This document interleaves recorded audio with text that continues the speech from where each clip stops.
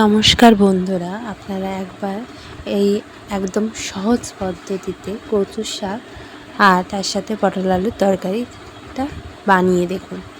তো পটল আলুর তরকারির জন্য আমি আলুগুলো ভেজে নিয়েছি, পটলগুলোও ভেজে নিয়েছি। সবার আগে আমি কচুর শাকটা ভালো করে সেদ্ধ করে জল ঝরাতে দিয়েছি। এবার একটা কড়াইতে তেল নিয়ে জিরে ফোড়ন দিয়েছি 1 চামচ, 2টো তেজপাতা চিড়ে দিয়ে দেবে আর 2টো শুকনো লঙ্কা দিয়ে ভালো করে গরম হতে দিয়েছি। জিরেটা ভালো করে তেলে গরম হয়ে আসলে পেস্ট করে রাখা আদা, কাঁচা লঙ্কা এবং বাদাম বাটা দিয়ে দিচ্ছি। এই পেস্টটা কচুর শাকের জন্য। এই পেস্টটা আপনি কচুর লতিতেও দিতে পারবেন। পেস্টটা দিয়ে ভালো করে নাড়াচাড়া করে নিচ্ছি।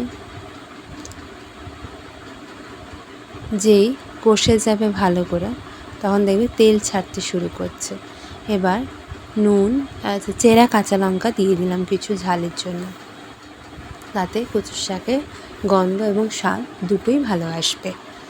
এবার এর মধ্যে নুন, 1 চামচ হলুদ গুঁড়ো, 1 চামচ লঙ্কা গুঁড়ো দিয়ে দিচ্ছি।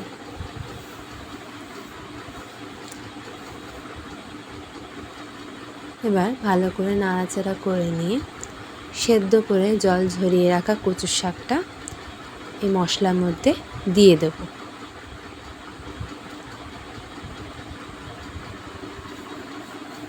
কচুর শাক আপনারা অনেকেই ভালোবাসেন, এরমভাবে এই সহজ পদ্ধতিতে একবার করে দেখুন।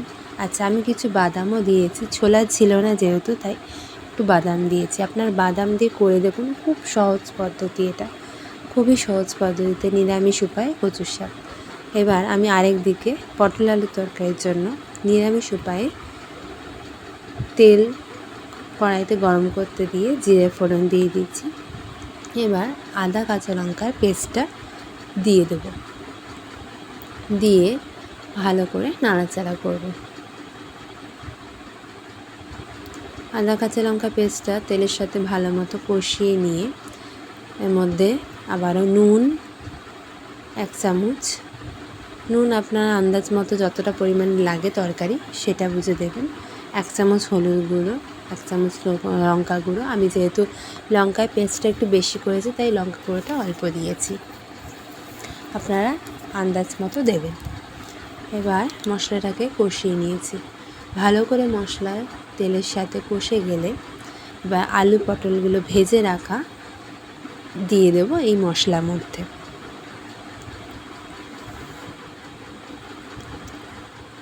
যে কোনো রান্নায় যত কষানো হবে তার টেস্ট এবং রং দেখতে সুন্দর হয়। ভেজে রাখা আলু পটলগুলো দিয়ে দিলাম, দিয়ে মশলার সাথে ভালো করে মিশিয়ে নাড়াচাড়া করুন। মশলার সাথে ভালো মতো মিশে গেলে এবার জল দিয়ে সেদ্ধ হতে ঢাকা দিয়ে দেব।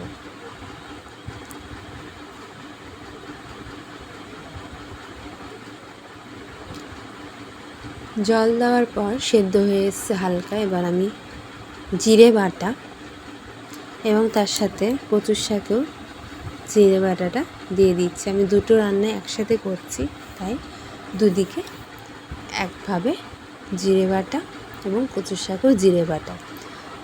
পটল আলুর তরকারিতেও ধনে গুঁড়ো এবং কচুর শাকেও ধনে গুঁড়ো দিয়ে দেব, দিয়ে ভালো করে নাড়াচাড়া করব। একদম নিরামিষ সহজ পদ্ধতিতে দুটো রান্নাই খুব তাড়াতাড়ি হয়ে যাবে। হ্যাঁ, কচুর শাকটা একটু হতে সময় লাগে, তবে একবার এই পদ্ধতিতে করে দেখুন। খুবই কম সময় এবং কম জিনিসে আপনার স্বাদ মতো রান্না তৈরি হয়ে যাবে। এবার কচুর শাকটা ভালো করে নাড়াচাড়া করে জল যতক্ষণ না দেখছেন জল পুরো শুকিয়ে নিচ্ছে, ততক্ষণ কচুর শাকটা নাড়াতেই থাকবে। এবার দেখছেন জল এক ফোঁটা নেই, রঙও বদলে গেছে। এবার আপনার কচুর শাকটা তৈরি হয়ে গেছে। শেষে গরম মশলা দিয়ে কচুর শাকটা নাড়াচাড়া করে আপনারা চাইলে ঘিও দিতে পারেন, তবে আমি এখানে ঘিটা অ্যাভয়েড করেছি। দিয়ে নামিয়ে নিয়েছি। এবার এদিকে আলু পটলের তরকারিটাও রেডি হয়ে এসছে।